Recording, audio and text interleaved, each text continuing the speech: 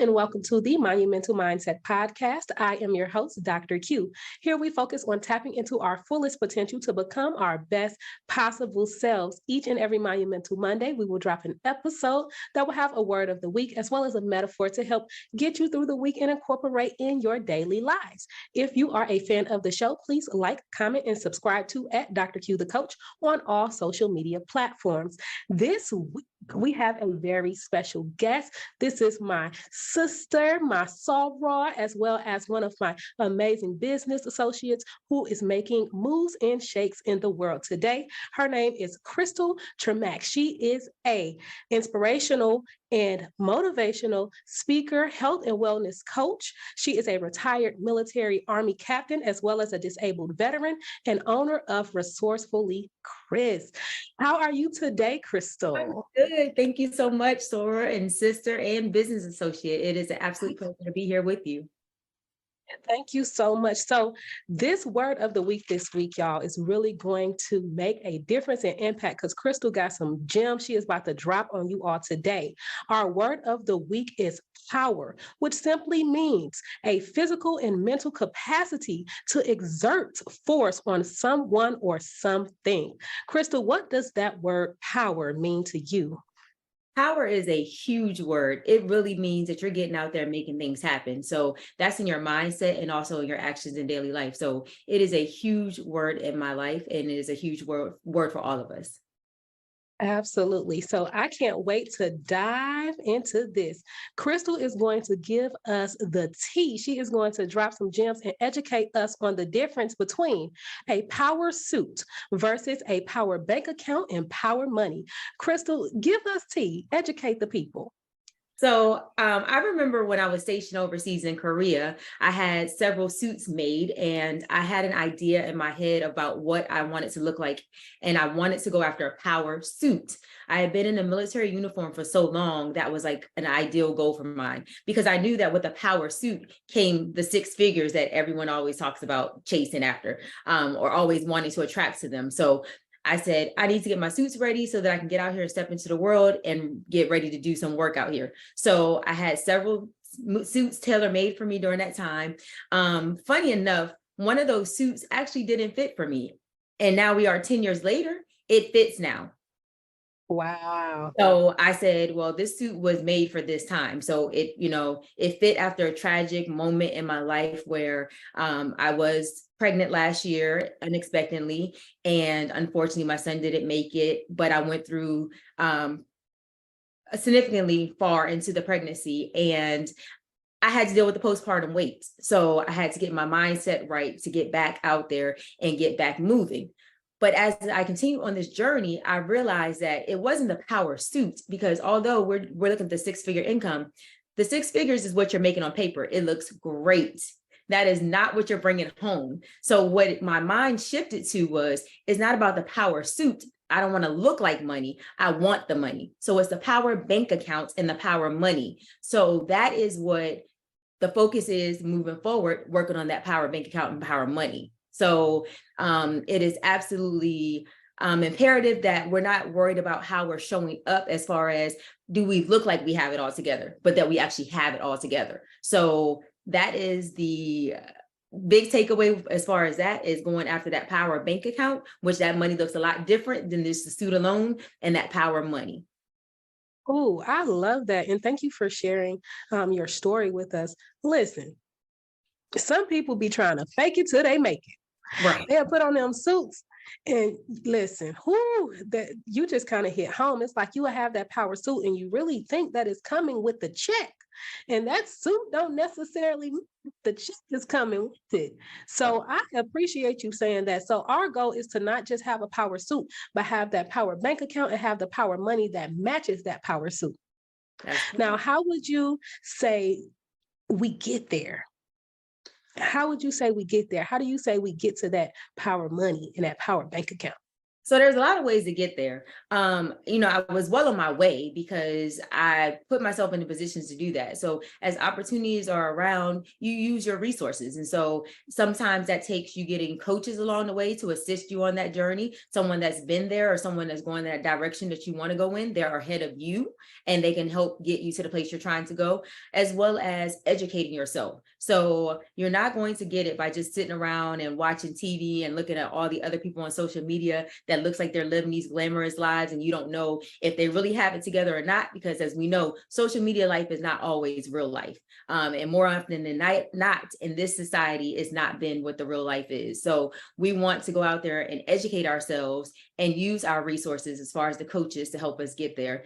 And so it took me back to a time where as a former full scholarship track and field athlete, I had a coach. And so that coach helped me really make huge strides along my journey. And each step of the way, I started to reflect on, there's always been someone in my life to make a monumental impact, like the coach, the leaders that I served with in the military that helped me get to where I was going. So I continue to climb that ladder. And I've accomplished a great deal with that. However, I know there's so much more out there. So we just have to stay motivated and not get stagnant in the place that we are and think that we've made it. You haven't arrived. There's way more out there for us to go get. So take advantage of the education, look at your talents and your gifts and put them to work, because there's somebody out there waiting for you to share that with. And so that's how we get there. So getting out there and sharing your talents and gifts and putting them to use, and also educating yourself and using the resources we have around us. I love that. I love how you said it's really up to you and to tap into whatever it is that you feel connected to. There's no one way, there's no one journey, there's no one street or, path or whatever it takes to get to whatever your power money, your power bank account look like. And everybody power number could be different, and it is different. It should be different. So I 100% agree with that. You spoke about having a full ride as a track and field scholarship student. Tell me about that. How far did you run, and what was your not speed, what is it, like the meters and all of that good stuff?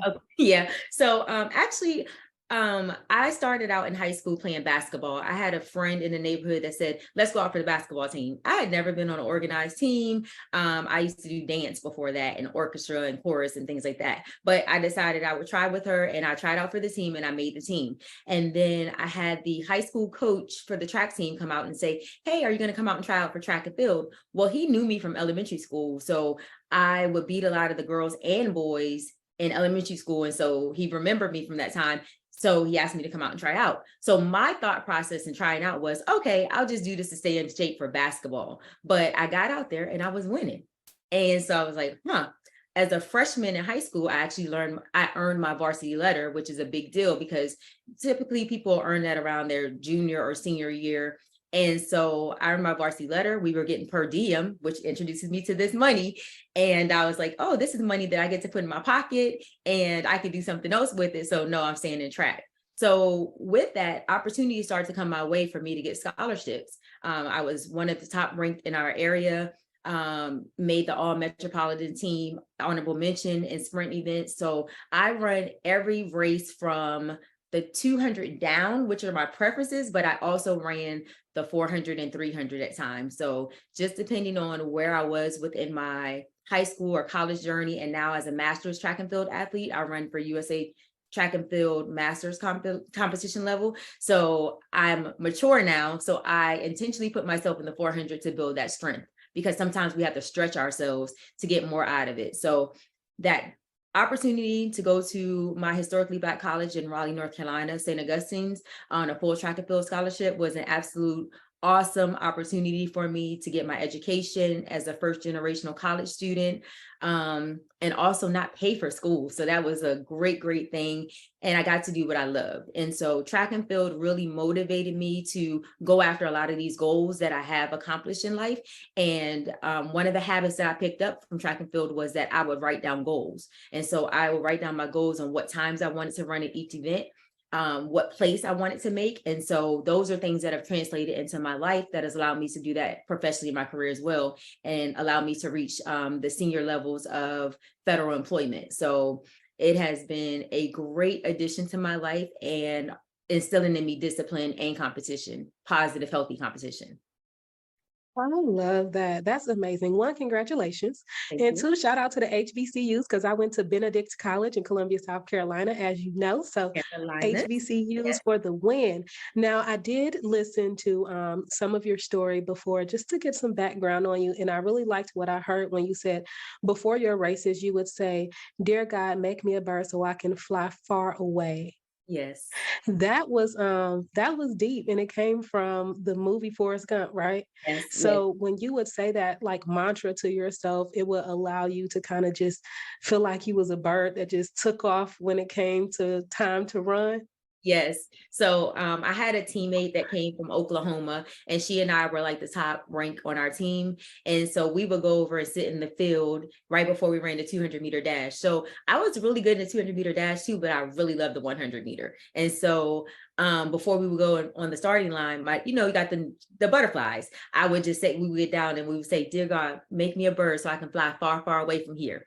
And I just remember feeling the peace and calmness and adrenaline as you're running around the curves and, hitting the straightaway and things like that. And so for me, track and field also helped fill a time in my life that I didn't know I needed. So I had some challenges at home. My dad had some problems that took him outside of the home from time to time, just battling some of his own personal challenges. And so that allowed me to get away from that and not have to worry about, oh, I'm really concerned about him. Is he okay? Or what do other people think? And so I just had a peace like no other time. And so that fitness has been a huge part of my life and has allowed me to get through so many different things in my life, challenging, positive.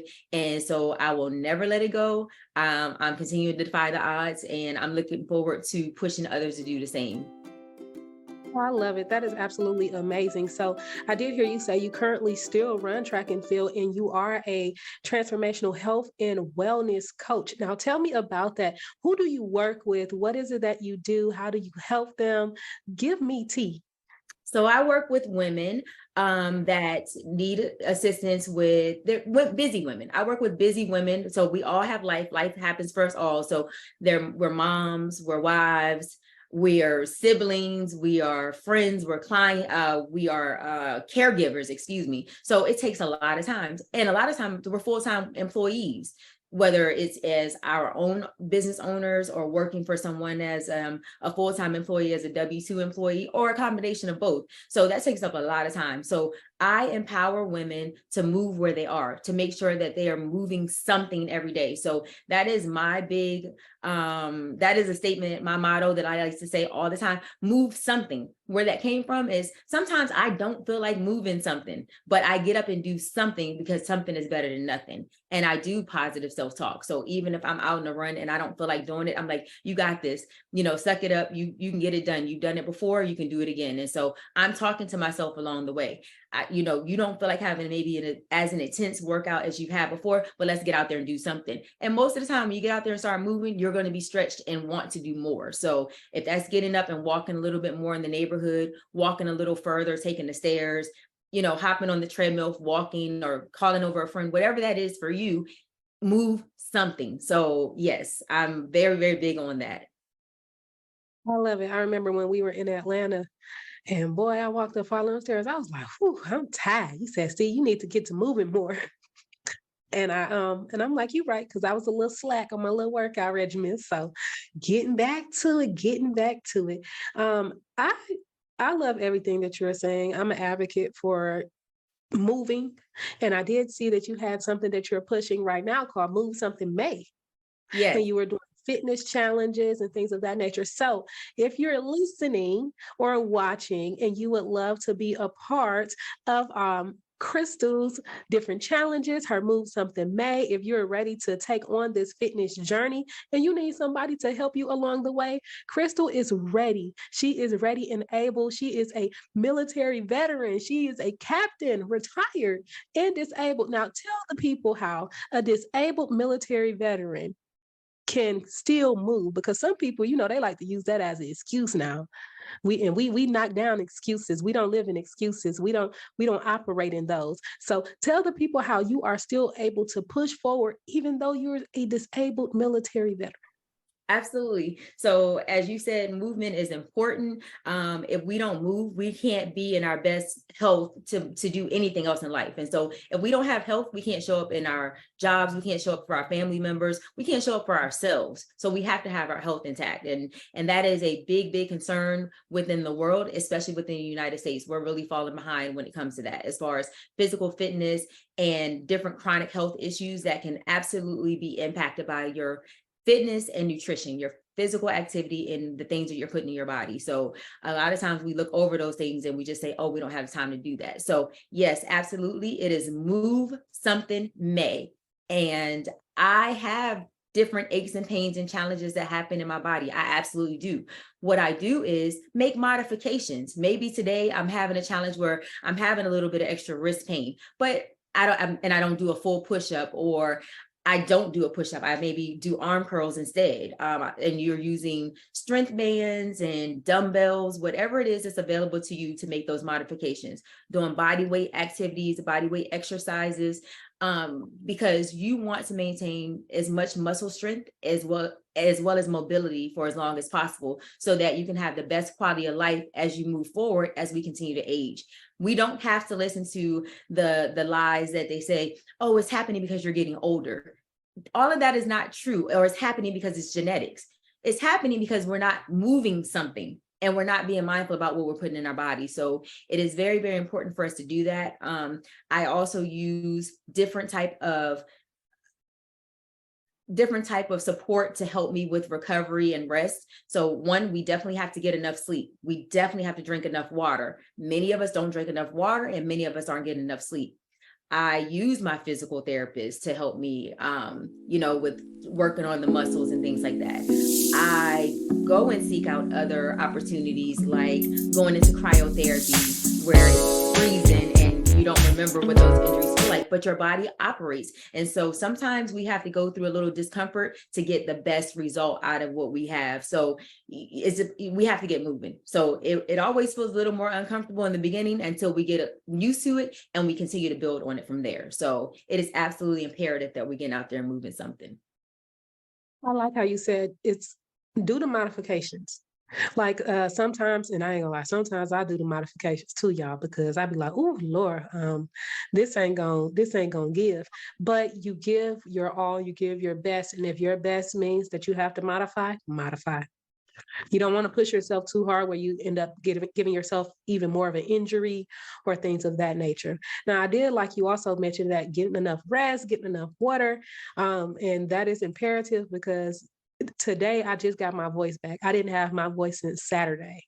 I was tired. I've been running since we were in Atlanta. Mm-hmm. I've been 5 different states, 2 countries, and finally at home and can't talk. I was whispering.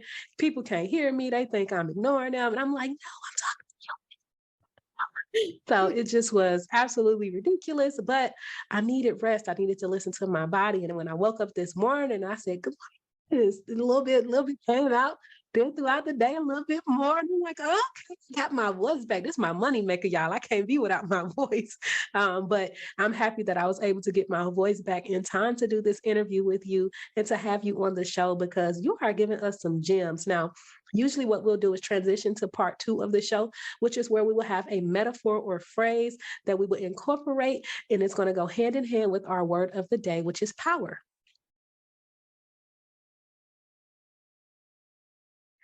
All right, so now we are going to move into part 2. Our metaphor, phrase of the week for this week is actually going to come directly from the mouth of our special guest, Crystal. I was listening to one of her videos and she stated this: sometimes we have to undo the things that we have done to ourselves. Now, we already talked about how power gives you the ability to enforce or exert a force on someone or something, but sometimes you have to have the power to change yourself. Talk to me about this quote, Crystal. So sometimes it's a matter of what we've decided we want to eat. So I can give you 2. So one, I remember I used to follow my cousin around and she used to suck her thumb, and I decided I would do the same thing. She only needed a retainer. So I didn't have messed up teeth or anything like that before. It was self-imposed. I did it to myself. So when I finished sucking my thumb and I knew that, one day I want to be in front of a camera, for whatever reason, I'm like, I'm going to be in front of a camera and I need to have a nice smile for that. So I, talked to my mom, I'm like, hey, I need to get braces because I can't be on TV with jacked up teeth. But until I got those braces, what I did was I taught myself how to smile so people couldn't see the damage that I did for myself. But I had to go back and undo what I did for myself, which is by going and getting those braces. A more recent issue was that I was drinking drinks from an unnamed location, which I won't say because most of us will pick it up. And I didn't realize how much sugar was in them. I drank the hot drinks before, the hot coffee drinks. And then someone said, and I'm like, they're inconsistent. And they said, oh, well, drink this white chocolate mocha because it's always sweet and it's never too sweet, but it's, perfect. I said, okay. Well, I decided that I would start getting the large size with ice and drink those. And I was drinking those and eating my meals. And then I noticed that my uniform started to fit a little too snugly. And I'm like, I had to sit down and look at how much calories I was drinking. So I was actually drinking my calories and eating my calories, which also expanded my waistline. And I had to go back and clean that up. I had to let that drink go. I had to make modifications even to those drinks, because just like I make modifications to my physical activity, I make modifications to my nutrition. It's not about a whole new plan. It's about modifying what you already know. So if you know whatever the recipes are that make better modifications to them. So maybe switch to leaner meat options. Maybe don't add meat. But I was able to clean that up and get myself together and get back to being in my best shape and feeling my best. And so it's really about feeling your best, as well as making sure that your medical reports are showing that you're in your best, so that we can continue to have the best quality of life as we move forward. I love that. And I agree with that 100%, because a lot of times we can blame genetics, we can blame everything else as to why, especially in the health aspect, as to why we're not reaching our health and fitness goals. When in reality, sometimes and a lot of times we're doing the damage to ourselves. And I'm guilty of it too. I might go and grab me a cute little hot mocha latte or something of that nature, and not realizing that everything that you're doing, everything that you put in your body is eventually going to manifest itself in some kind of way. So is it going to manifest itself in a way that is going to be helping you or detrimental to your goals? So I love that quote that you said. Sometimes we need to undo the things that we've done to ourselves. Take some time to self-reflect, see what it is that you're doing, that's going to help you or stop you from reaching not just your fitness goals, but your financial goals. Where are you spending your money? Your goals in life, as far as, careers, education, whatever. If you have goals in business, what are you doing with your time? Are you spending your time on your business, or are you watching, ratchet TV? Like, what is it that you're doing? And sometimes you need to reevaluate and undo what it is that you have done. Absolutely. So I want you to share your hashtags, your social media. How can the people get in touch with you? How can they follow you so that they can, go ahead and support you in everything that it is that you're doing as well? So you can follow me on Instagram at AKA Fit 1908, and that is where most of my content is. I also have my Crystal She Speaks, and that is on Instagram as well. So for those that are interested in having me for speaking opportunities, you can find me there. And I have my website, Crystal She Speaks as well. So .com. So I am looking forward to working with women that want to move something in their finances, whether that's personal finances, in their careers, in their health, because absolutely we have to look at what it is we're doing and move forward. And so if we're sitting somewhere and we want to get past that, let's get out there and move something. I love it. That is absolutely true. Crystal, it has been such an honor to have you grace the Monumental Mindset podcast with me. I'm happy we were able to do this. Please go out and follow Crystal. Book her to speak as well. She has an amazing story that will definitely give you some inspiration, especially those of you who feel as if, it's done, it's over, and she's retired. She's a captain. She's a retired captain in an army. She's done such amazing things with fitness. So anything that you need to do to get to your health and fitness goals, Crystal is the person that can really help you get there and make you feel like you're not alone in the process.